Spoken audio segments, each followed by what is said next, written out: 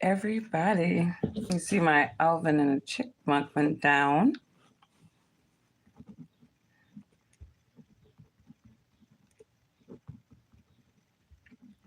As usual, this was not planned, but now that I feel a little better, I wanted to jump on really quickly and say number one, thank you to the people who checked in and sent me some their well wishes. I really, really appreciate you. That was a rough patch. I mean, I never had that issue before in my life. And, you know, definitely getting a new dentist because that was just a straight neglect.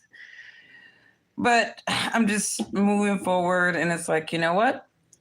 This has been eye opening. I am way more conscious of my health than ever before. And I think I'm just going to get really bougie with my doctors. I'm going to really have to start interviewing people and kind of understanding what their practice is like, what their medical philosophy is like. What's up, Scott? You see my chickmunk went down, my friend. It's still a little swollen. Like, I mean, but it's not where it was last week where I look like Quasimodo Chica. I mean, I was looking crazy last week. Like this whole side of my face was just swollen. And I hate when medical professionals they you know they don't do their job, and then they just kind of brush off your concerns that they didn't do it. Like when you call them out, it's like, come on, well, that's not going to solve anything. Now let's just move forward. And it's like, bro, I literally almost died. Like when you have like, and he even told me during the emergency meeting, he was like, you could die. And it's like, okay. So he gave me these really strong antibiotics, and it took him a couple of days to work because it was so bad. I mean, usually I'll get on an antibiotic and, within 48 hours, it would be better. But I mean, that was just, I mean, I really feel like if I was not one of those people who paid attention and I just kind of rolled things out, I probably would not be in a condition to do this live. So it wasn't as bad looking at. I felt no, it was actually really bad. Like it. I can't even. I've never seen my face like that before. I never want to see my face like that again. And it actually damaged tissues in my face. So I got to do so much stuff to just. And I'm changing my dentist. That's all I can say about that. I am changing my dentist, but off that, I want to go and I want to share a story with you guys. So every morning, I kind of bounce between where I'm going to get my coffee. Most of the time, I do it at my local gas station because I see the same faces and we say hello to each other, and everybody's pretty. The everyone who frequents the gas station, it's almost like you see people and they just become faces that you don't know these people, but you just see them. Or I'll go to my local McDonald's. And my son likes hash browns. He loves the McDonald's hash browns. And, so every time I go into my local McDonald's, the same people, same staff, they work at that McDonald's. And so it's almost like we've all become so robotic to each other that as soon as I walk in, they know exactly what I want. They get it ready. There's no like, you just confirm it. Hey, blah, blah, blah. You know it. And we start talking, blah, blah, blah. Hope the day going well. And it's just a nice, quick, very quick human exchange. And so I live in an area that's under a lot of construction right now, which I always say, hey, if you see construction cones, there's some progress happening in your area. Hopefully, it's good long term progress. But, I've been avoiding this McDonald's for a while because of the construction. So I finally get in there. And you're talking about over a year of seeing the same people, getting to know the same people. I go in there and it was like Back to the Future. I'm like, it was I can't even describe it. It was like machines, every. It was like Back to the Future. even the normal people that I would see sitting in the lounging area, it was very few of them, the older people.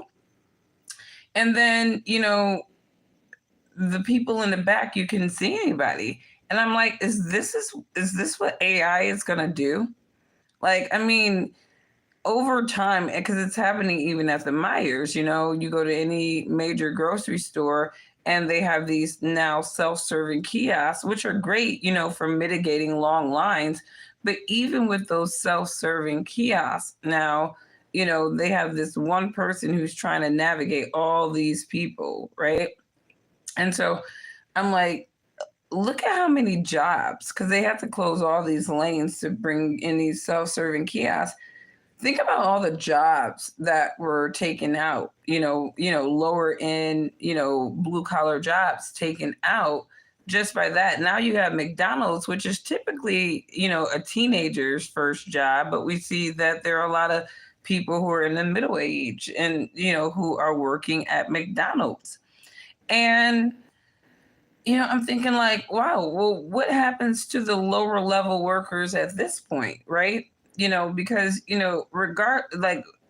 I think about this in context of we're bringing in millions upon millions of human liabilities in the form of illegal immigrants, right?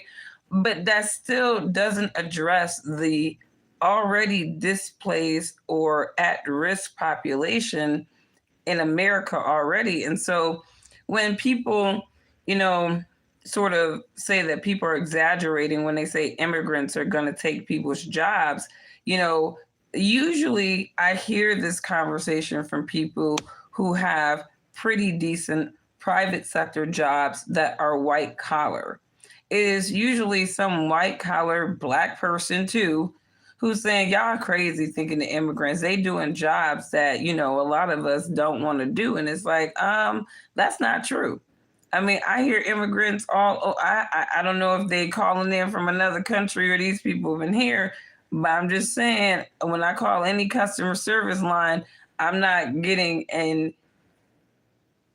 American always. Most times I'm getting somebody from a different country.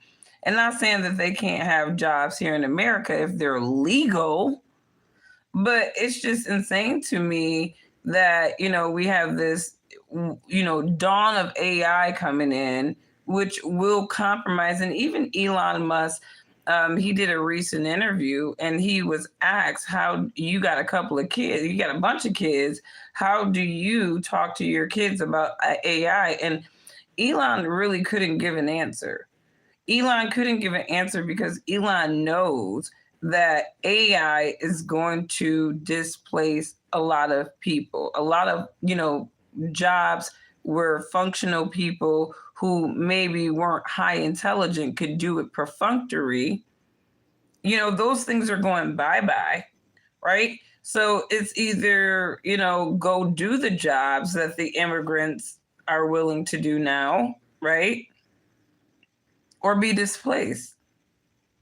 Like you don't see any, and even with the whole, AI push with the AI jobs like microchip production and everything, those are jobs that are going to have regulations around them. Therefore, the requirements to have some type of degree, excuse me, or designation is going to be very important. Now, I come from a background of staffing, employment, and recruiting. So it's interesting. I love the succession of my career path because it really helps me to understand, the economy in so many different ways. Because I started my career working in the higher education administration. So I know how crazy and indoctrinating a lot of these institutions can be. A lot of things that they push on these campuses. A lot of parents are paying for a whole bunch of BS classes that their kids don't need, and they won't even remotely see these classes again because they are irrelevant to what they want to do long term. But that's the scam of higher education. But I worked there I worked in a higher education space for 14 and a half years. I worked started my career off at Lawrence Tech University, which is in Southfield, Michigan, a private university. Then I went and I worked at Oakland Community College, which has community colleges throughout Oakland County, Michigan. And then I worked at Oakland University for a little bit. And then I changed over into automotive recruiting and staffing. And I did that for about 7 years. And now I'm a financial advisor. So I've literally helped some of the same people at different like points in their lives, which is pretty cool. But it really helped me to kind of see what the dynamics of each layer that impacts the economy. And one thing, I noticed, even in the employment staffing sector, is that number one, they were requiring degrees for things that really you didn't need a degree for, like a technician job. They wanted you to have like an associate degree. And more recently, a lot of the automotive companies were like, well, we will train you in the way that we in our vehicles and get you all, what is it called, ASC certified and all that good jazz or whatnot. And they were waiving the associate degree, which I'm glad that they did for automotive technicians, right? Which I think is going to come back though, that degree requirement, because everything is going electrical. And so you do need to have some more sophisticated electrical competencies in order to be able to really work on electric vehicles, troubleshoot them, all that jazz. So you're going to have to need a little bit more education beyond the technician. And that is why I tell people you need to get a jump on what's happening in the world, right? Because even if AI is not your space, you don't want to be some computer chip engineer or whatever, you're going to have to pivot your skill set or you're going to be left behind. And I've said this to individuals older people, especially when I was in the staffing industry, some of them working at Ford and some of these other automotive OEMs and tier ones. I've worked with OEMs and tier ones, helping them get their product teams together. And, the one thing, with some of these older cats, unfortunately, they felt so secure in their job. I haven't been here for 25 years, blah, blah, blah. They're blah, blah, blah. And, that last one hired, first one fired sometime is not always the case anymore, because you have a lot of older people who are grandfathered into certain salary ranges. And a lot of these companies want to free that up. So they are getting rid of the older people. There's a lot of ageism in a lot of these, layoff decisions. And so a lot of these people are going to be displaced, especially if you're somebody who didn't, make the necessary planning for something like that to happen at that point in your life. And that's just to say that I find that AI is really going to hurt people, where we're going to have to start seeing alternative industries and ways in which people can do perfunctory jobs every day. We're going to have to see a boom in something like that. Otherwise, to me, it seems like they keep talking about all these jobs being created, but it seems like more and more of them are government jobs. And no stab at anybody that works for the government, but I would never want to work for the U.S. government. I would never want to be under those chains. Yeah, you make great monies, but it's like I feel like a lot of government workers compromise their soul working for the United States government, because unfortunately, this nation is corrupt. Donald's Gold Public Starter is 2 people on site. I mean, I think they're there at my site, Scott. They're about to. Somebody else told me that their local McDonald's is actually getting robots to cook the food now. So that'd be really interesting. Actually had a robot take my order on the drive-through thing, and the human actually delivered the food. So it's an interesting transhumanism type thing going on here, where it's just weird. It's like humans and machines. Your energy automobile technicians on the electric cars will remove any existing people from field. Absolutely.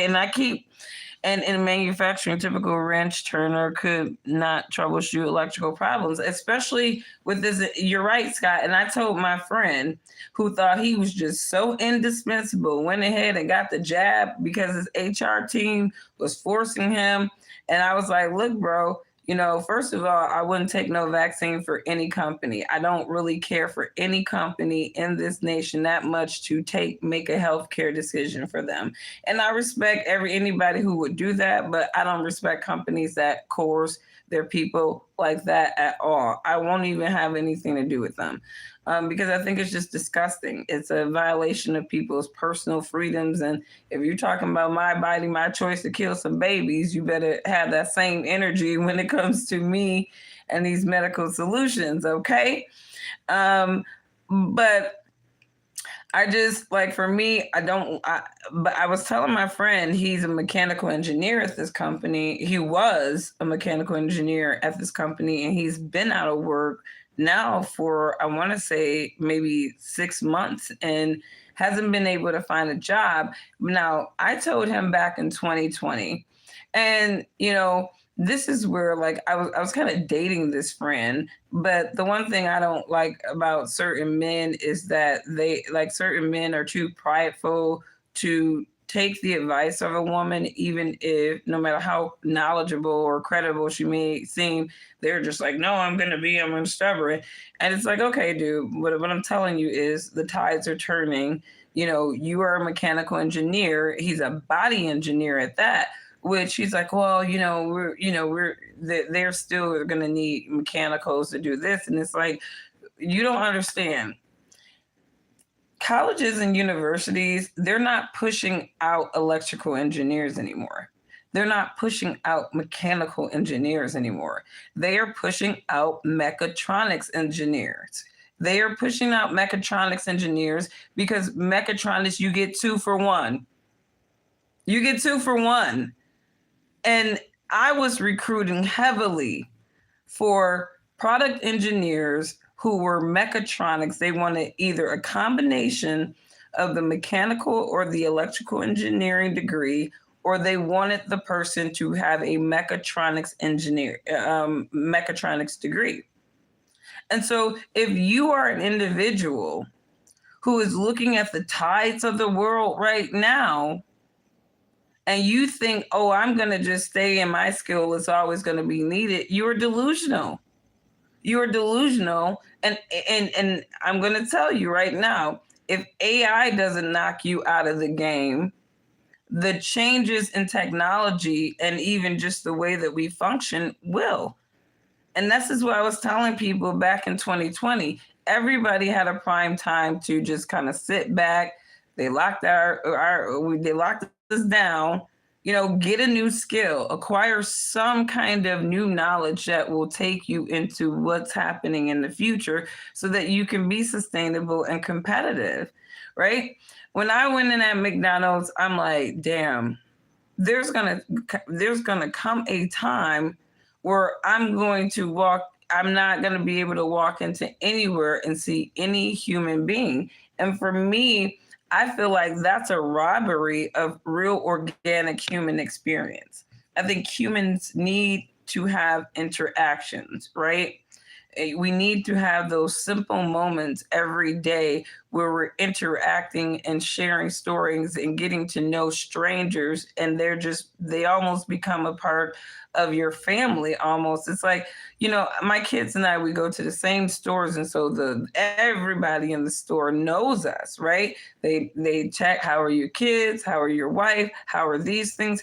We are neighbors, even though the people that work in that store don't live in my neighborhood, they work in the neighborhood, right? So they become your neighbors. And when you start knocking off just those little basic things, like, just those basic things that, bring humans together, I think that if you think we're in this mental health junkie society now, just wait. Science for automation. If you chase automation, I can introduce you to, Scott, I would love any introductions, but I don't follow automation. I'm more on and I hope I'm reading that right because I'm going to glass. Yeah, automation. I don't really follow automation, but I do know a little bit about it just because from the automotive spaces or the manufacturing spaces when you're talking about like automated processes and stuff. But that like I had hope in the sector though. Like maybe 5 years ago, I was working with a OEM, and I went into their truck manufacturing plant, and I was recruiting some bodies for that. And I was very impressed that that particular line of their vehicle still had hands-on assembly. And the process was not automated. It had some automation, but most of it was hands-on assembly. So when you're talking about American made, this particular line of truck, and I can't say their name, before they got siloed out to China, they really did have American bodies out there making those cars. And this was as very, very recently. But I divorced myself, unfortunately, from buying that OEM's cars because they went woke. And it hurt my feelings to do that. But watch out for AI. And I think the more intelligent thing for most people to do when it comes to AI is to understand what's happening in your sector, understand how your sector is changing, follow those conversations in your sector, because you may have to pivot. You may have to pivot what you're doing, especially if you have an automatable job, which many people have. I mean, look at McDonald's. Look at McDonald's. I mean, they got people back there making the food, but if they're saying that, hey, we are going to have some of our locations actually have robots making the food, the only, human touch you're going to get in McDonald's at that point is a fellow customer. And we're not trying to talk to each other like that. Some of us or fly by. So, and, Elon Musk, again, look at how he issues all these warnings about AI. But Elon has been, to me, one of the chief architects of the AI revolution. So, what was that saying? Be careful of the devil that never was, or the greatest trick the devil ever pulled was showing you that he didn't exist, or telling you that he did, something like to that effect. But Elon always gives me like the EBGBs, like in a way. It's like he'll say something really profound.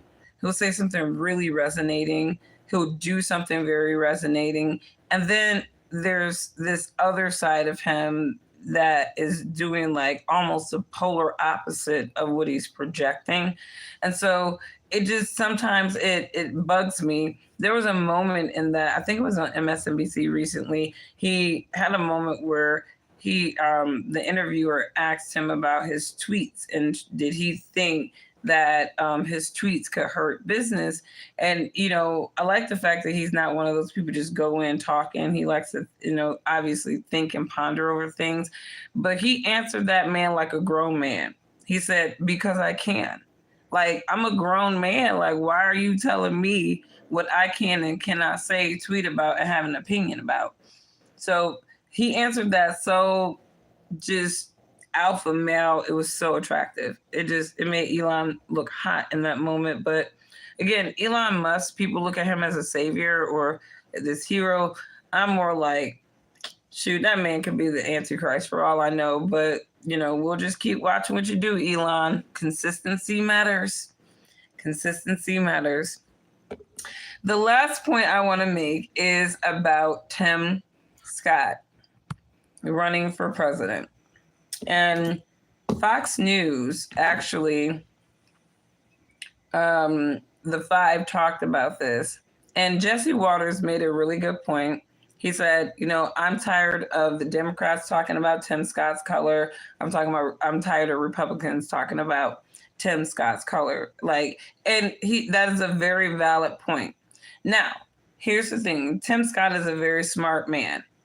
Tim Scott is one of those individuals. He has said some very, like Burgess Owens, these are very intelligent Black American men.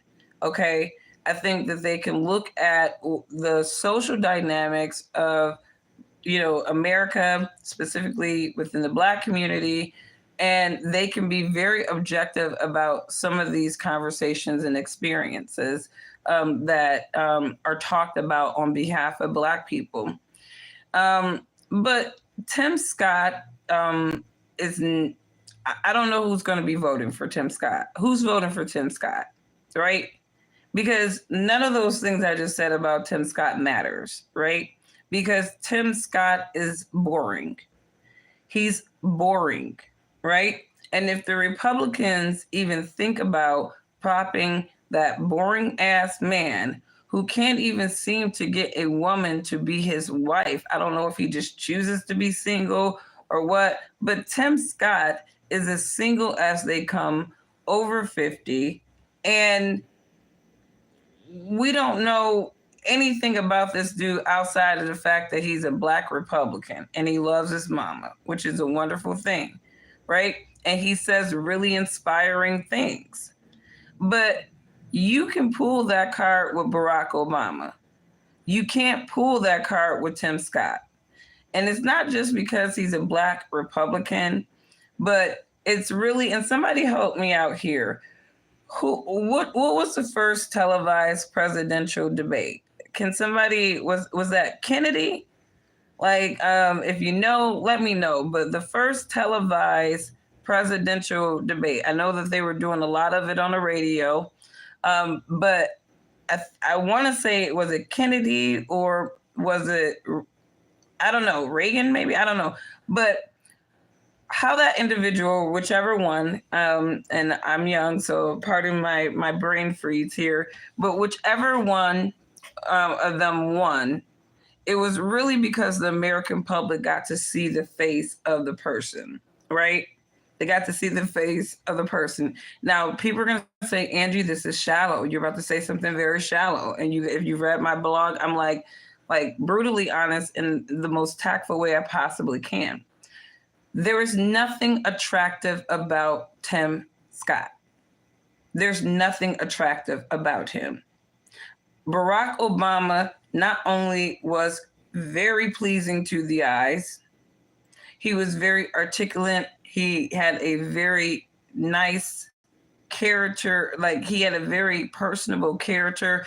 You don't have to like Barack Obama. I'm not an Obama patriot. Most people know I don't really care for the Obamas, but let's just be real. The man was marketable as a Black presidential prospect because he was easy on the eyes.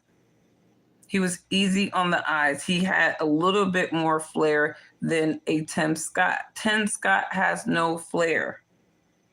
He doesn't have flair for Black people. He does not have flair for white people. And from an appearance standpoint, he's not memorable. He's not somebody that you look forward to seeing. And, and this is not about attractiveness because, I think young Donald Trump was cute. Older Donald Trump, Donald Trump didn't age like Richard Gere or some other silver fox, like who's a really hot silver fox I can think about? Sean Connery, right? Rip. Sean Connery was a silver fox, right? Donald Trump is not Sean Connery, right? Right? But Donald Trump has a high class of charisma. I mean, his charisma is unmatched. And Tim Scott does not have charisma. He is very boring.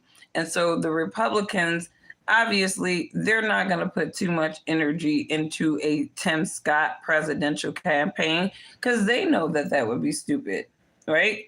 Like, I don't like Tim Scott is going to probably get into, like Jesse Waters said, he's gunning for a cabinet membership if Trump wins, right?